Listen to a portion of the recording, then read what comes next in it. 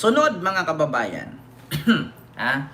Sunod, ito naman yung ating pag-uusapan. Ano yan, Ken? Nako, ito na nga mga kababayan. Ito, sa totoo lang, narinig nyo naman po yung mga pinagsasabi ni Chavit kagabi. Narinig nyo yung pambibintang, pangalipusta, paninira, at pangyuyurak sa presidente. So ngayon mga kababayan, kung si Pukis nga naghimok na bumaliktad na daw ang Commander-in-Chief ng Armed Forces kasi meron tayong presidenteng bangag, adik, nakasuhan ng sedisyon. Inciting to sedition at rebellion. Yun ang kaso ni Pukis na kung saan inaresto siya pero nang aaklas, Ma'am Maria Fe. Na kung saan inaresto siya, buti na lang nakapagpiyansa. Pero kahit nakapagpiyansa siya, tumatakbo pa rin ang kaso nun. So ngayon mga kababayan, si Chavit maaari po talagang makasuhan po ng inciting to sedition o pagre-rebelde sa presidente. Ito na mga kababayan. Pakinggan nyo po paano mo nasabi yan, Ken? Sino mang nagsabi niya na makasuhan si Chavit ng inciting to sedition? Aba, mga kababayan, hindi pa ba sedition ang magiging kaso sa ginawa niya doon sa press conference niya? Hindi pa ba sedition ang tawag doon sa ginawa niyang si Gutesa daw itinago ni Romualdez? Tapos wala kang ligtas dito, hindi ka makakaligtas dito, ang laki ng ginawa niyong kalukuhan. Si Bongbong Marcos, my old friend, ang mastermind na puro kwento, walang kwenta. Sedisyon po ang abutin niya doon, mga kababayan. So, mangyayari kaya yan? Ito po, pakinggan nyo, mga kababayan. Itong mga pondo na inilaan sa bawat agency, maganda po na nabigyan natin ng mga pondo, ano po yung mga programa. Si Claire pero po kumpiyansa po ba ang palasyo na magagamit naman yung 100% nito hanggang matapos yung taon? Kasi minsan, mabagal at saka, yung paggamit ng pondo. Actually mga kababayan, naghimok din siya ng one-time, big-time rally para kay PBBM, para pabagsakin si PBBM. So doon palang klarong-klaro po yun na sedisyon, o pagre-rebuilde. Nako po, continue. Sayang natetenga yung mga proyekto na dapat at pinaglaanan at gustong mangyari ng Pangulo. Tama. Totoo po yan. Ang gusto po talaga ng Pangulo, kung ano po yung budget na ibinigay sa inyo, gamitin nyo para magamit para sa taong bayan. At kapag ka po kasi nakikita po ng taong bayan na kumaga yung circulation ng pera, mas dumadami po yung investments, mas nagiging nagtatrust po yung mga investors kasi nakikita nila gumugulong yung pera at nagagamit sa tama. Huwag pagulungin yung pera tapos gagastusin pansarili. Hindi po yun ang gusto ng Pangulo. Dapat gumulong yung pera, magamit sa tama, para po yung mga investors din, makita nila na okay yung ekonomiya natin. Kasi the more na nagsisirculate yung pera natin, mas nakikita nila na maganda yung ekonomiya. Mas napapakinabangan kasi yung pera sa tama. Iuutos po ba, Yusek, din ng Pangulo yung review doon sa mga proyekto? Halimbawa, quarterly ba o every month? Dapat may report para makita kung yung progress ng mga projects para updated ng Pangulo. Actually, ginagawa na po ng Pangulo yan Ito bago po magtapos ng taon, meron pong nag-report ang DICT, nag-report ang DOTR, nagre-report po. Pakinggan po muna natin yan, every now and then, ang mga cabinet secretary sa Pangulo. So, pinapakita po nila kung saan na po nararating yung programa nila. So, hindi lang po ngayon. Kahit po nung nakaraang taon, na-witness ko po yun kasi nandiyan na po ako. At nakikita ko po na every now and then, nagkakaroon po ng meeting with the CAPSEX. Okay. Medyo, meron ka pa ba sa budget, partner? Kakabig ako konti. Kabig tayong konti. Ito po, last time po, alam ko, pag-usapan natin sa Nazareno preparation. Kasi last time, alam ko, ang Pangulo mismo nagpatawag ng pulong kasi gusto niyang masiguro. Last year ata yun, kung di ako nagkakamali, yung preparation, yung kaligtasan ng publiko.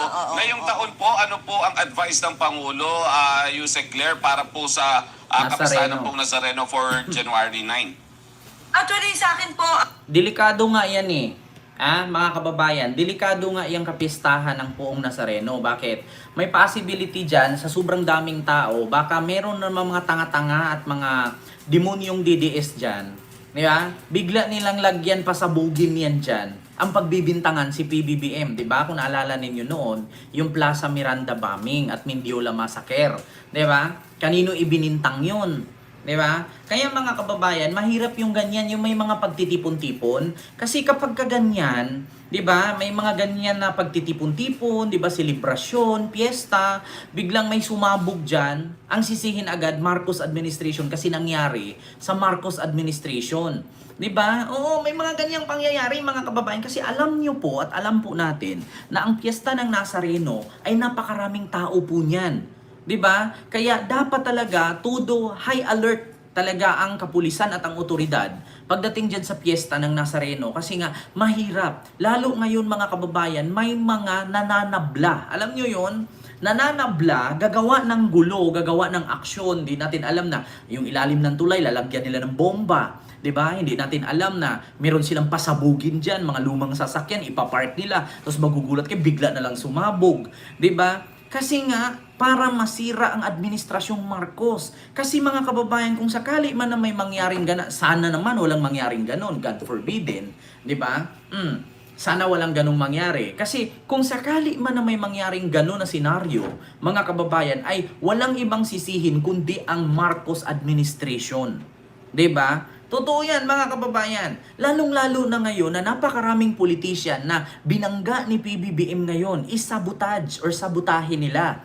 'Di ba? Lalong-lalo na mga kababayan na marami pong nasasagasaan ni PBBM ngayon ng mga kurap, mga magnanakaw, mga demonyo, mga buwaya. Mahirap talaga mga kababayan. Kaya dahil kailangan doble alerto, dapat triple ang pag-check, kailangan yung seguridad. Kasi mahirap yung ganyan mga kababayan. Kasi alam nyo kung may mangyari dyang sabog, may mangyari dyang ganyan, or may senaryong ganyan, kanino ba isisi yan? Sa administrasyong Marcos, sa pamahalaang Marcos. Kasi ang sisilipin agad ng mga DDS yan, kita ninyo, nung panahon ni Digong walang ganyan. Nung panahon ni ganito walang ganyan. Sa panahon lang ni Marcos, kasi bakit? Nangyari din yan sa panahon ng tatay niya, may ganyan din. Di ba yung history repeat itself? May mga ganyang mangyayari, mga kababayan. Kasi di ba nung panahon ng tatay niya, marami ding mga nagre-rebuilde. Maraming nagaganyan. Kaya pinasabog yung ganito, pinasabog yung ganyan. Kaya tignan ninyo, wala talagang magandang maidulot itong mga Marcos. Nung tatay niya may ganyang senaryo. Ngayon sa anak, ganun din ang senaryo. Kaya never again. Gaganon na naman yan siya. Sila na naman yung sisigaw ng never again. Now which is yung mga sumigaw ng never again noon, why not na ngayon? Never again to Marcos. Why not Marcos now? Kasi nakikita na nila kung ano ang adhikain at layunin ni Marcos bilang Pangulo. Pero sino yung mga magsasabing never again? Yun na naman yung mga DDS ngayon, na kung saan yan yung mga nagsisigaw-sigaw noon ng Marcos pa rin, Marcos pa rin. Pero yung mga sumigaw ng Marcos pa rin noon, ay sila na ang sisigaw ng never again to Marcos ngayon. Na which is yung mga anti-Marcos noon nagiging pro-Marcos na ngayon. Diba? Ganyan ang gagawin nila. Mga kababayan, ganyan po ang gagawin nila. Kaya mag-ingat po tayo. Hindi natin alam ang isip at utak ng mga adik na protektado ni Duterte. Hindi natin alam kung ano ang utak ng mga yan. Minsan makikita natin nagwiwilga-wilga. Minsan nakikita natin nagsisigaw-sigaw. Tapos kapag inaresto, sabihin panggigipit. Di ba? Totoo yan mga kababayan. Minsan nakikita natin nagwiwilga-wilga. Minsan sasabihin natin, bakit nagkaganyan? Ang sabihin agad nila, pag na-aresto, ginigipit. Di ba? Continue natin. Wala pa po sa akin na ibibigay na detalye sa ngayon. Pero itinatanong ko na po at most probably baka mamaya po na siguro mga 9 o'clock makakapagbigay na po ako ng update. Ayun. Pero as of now, wala pa po sa akin na ibibigay na detalye. Ayan, naalala Pero ko lang kasi. aayusin. Oo. Aayusin, ma'am. Aayusin, Claire. Ano po? May mga pag-aayos na gagawin at paghahanda ang palasyo. Yes po, tinatanong ko nga po kasi po nag-declare na po si Mayor Isko Oh. na no work at no classes po yata. Apo, Pero opo. pan-local. Di ba? Kasi pinaplano ni Isko na malinis, pinaplano ni PBBM na malinis ang Nazareno kasi ano yan libo, milyon yan na deboto ang dadalo dyan. Eh kung gagawa ng kalukuhan itong mga demonyong isip na mga DDS, wala namang ibang gagawa dyan. Huwag nating sabihin na kakamping ang gagawa yan. Eh kakamping, mga edukado yan, mga matitino yan. Galit lang ang kakamping sa mga kurap. Yeah? Tapos ang sisihin na naman yan, alam nyo naman ito si Chabit, isa yan si Chabit na ang sasabihin na naman yan, yung nanggugulo doon, may utak dyan, kabataan party list, si Fialago. Ano ba yun? Palyago, ano ba yung apelido nun? Si Sara Fialago. Siya na naman ang nangunguna. Sisihin na naman nila yan yung mga NPA daw ng mga estudyante. Tingnan ninyo mga kababayan. Ako, nagre-react lang sa tinagal-tagal ko ba namang nag-content, hindi ko pa ba ma-realize yan? Kung naalala ninyo, noong September 21, 2025 rally, yung mga nanggugulo doon, nakasakay ng Hilux, nakasakay ng Raptor, nakasakay ng Futon. Diba? Yun lahat yun, mga pick-up truck. Na may mga bit-bit na mga flag ng One Piece. Na kung saan nakamaskara ng itim, nakaitim na damit ng gugulo. Tapos alam nyo kung sino ang nasa likod daw doon? Ang mga kabataan, party list, at saka yung mga makabayan black. Ang sinisi nila, itong mga party list. Yan ang sinisisi nila. Kabataan Party List, Makabayan Black, Gabriela. Kasi yan daw ang mga founder. Yan daw ang mga nasa likod ng kaguluhan na yun. Na which is, nung nalaman-laman, mga funded pala yun. May mga binibigyan. Ay, nako. Mga kababayan. Continue natin, ito. Po yun. So ngayon po, nagpapa-update po ako tungkol dito sa national pagdating po dito sa Manila. Ayan. So, kung i-cover ba or what? So, Like po tayo, mga kababayan. Abangan natin Kasi yan. syempre yung iba, taga Quezon City ako Pero pupunta ako doon, deboto ako diba? Ako ba, may pasok o wala? Hindi, tsaka ang ina-expect mo, 8 million ang darating dahil Friday, tapat ng Friday din. Wow. Partner, Hello di ba, po, sa Ma'am sentro, Ashley. sa kapital ng Pilipinas, di ba, ang Manila. Kaya medyo ang paghahanda mo din talaga dyan, mabigat. Last time, Oo, kailangan todo ingat, sa mga deboto, last year, kamiting mismo ng Pangulo, yung simbahan, yung mga polis, yung DIN. Ayun po ako po'y nananawagan sa mga deboto po sa Poong Nazareno. Be alert po kayo mag-iingat po. Wag po tayong padalos-dalos ganun-ganun kasi alam po natin ang sitwasyon po ng ating bansa ngayon ay pinalibutan po ng sindikato at mafia, no? At ngayon po kasi ngayon po kasi mga kababayan, ang sindikato at mafia, maghahanap yan ng rason na para ikasira kay PBBM, na which is si PBBM po kasi ay inunti-unti po kasi silang pinutol. Diba? Inunti-unti po kasi sila mga kababayan na disiplinahin. So, sa ngayon mga kababayan, may possibility na itong mga sindikato, mga mafia na kinakalaban ni PBBM ngayon, ay posibleng gagawa yan ng karumal-dumal na ganyang pangyayari para isisi sa administrasyong Marcos, para masira ang pangalan ni Marcos at sabihin na naman nila at ibalik na naman nila ang salitang weak talaga siya. Yan yung presidente na duwag, weak leader, bangag, adik. Tignan ninyo, wala man lang ginawa, may nangyari pang ganyan. Advance tayo mag-isip. Bakit mga kababayan? Ang kriminal, kahit ibartolina mo yan, pag ilabas mo sa Bartolina, kriminal pa rin yan. Di ba? Ang kawatan, kahit balatan mo yan, kawatan pa rin yan. Kung ginawa niya yan 1, 2, 3 beses, or isang beses, syempre, dala ng galit yon. Kung ginawa niya ulit pangalawa, sobrang galit na yon. Kung ginawa niya ulit pangatlo, hindi na po parte ng galit yon or inis, kundi sakit na yun. Diba? Ganun yun mga kababayan. Kung gawin nila noon at ulitin nila ngayon, hindi na po maganda yun. Sakit na yun, hindi na inis, hindi na galit yun. Sakit na nila yan, nagawain na talaga nila yan. Diba? Yun po yun, mga kababayan. Kaya tudo ingat po tayo Be alert. Kasi naku, mga kababayan, hindi ko naman tawag doon, nalangin na ganyan ang mangyayari, pero dapat maging maingat po tayo. Kasi hindi natin alam mga kababayan, ang ating bansa ay umiikot po sa mafia at sindikato na binabangga ngayon ni PBBM. Di ba? LG, last time pinatawag niya lahat para nga mapag-usapan at malatag na maayos. Correct. Ano? Correct. Isa pa po, Yusek Claire, bakit tayo at ayaw po ba? Or bakit tinanggihan yung hamon ni Chavit Singson na Ayan debate laban sa Pangulo, yung Pangulo at ng dating Speaker? Ayan na. Ulit po, debate po na hinamon ni Chavit. Chavit Singson na Ayan. debate po ang Pangulo at ang former Speaker para daw sa issue ng corruption. I can only speak for the President. Opo, okay. Okay? Unang-una po, napaka-busy po ng Pangulo. Mhm. Sabi nga po natin, itong pag-aaral pa lang ng budget, wala po talaga naging bakasyon ng Pangulo. So, totoo iisipan yan. po niya pang makipagdebate. When in fact, ang pagdidebate po ay hindi po sagot para maibsan ang korupsyon. Tama. Ang issue tungkol sa mga anomalyang flood control projects. Ang sagot po dito ay aksyon. Action. Aksyon, Oo. hindi bakasyon. Diba? So, yun po ang ginagawa ng Pangulo. Uma-action po siya. Sinimulan niya po, nung after the SONA, sinabi niya mahiya naman kayo. So, from that time, nagsimula na po siya magpa-imbestiga. Apo. Hindi po nakukuha ang pagsawata sa korupsyon ng pagdebate. Tama. At sabi nga po natin, kung tungkol lang sa korupsyon ang pinag-uusapan at gustong i-debate, sana noon pa po nakipag-debate nung panahon ni dating Pangulong Duterte na umamin siya corrupt. Tama. At umamin din na talamak ang ghost projects nung panahon niya. Tama. Sana noon, mas naging maingay sila. Oo. Yusek Claire, meron pang isa. Dahil si Chavit Singson ay nag-imbita rin.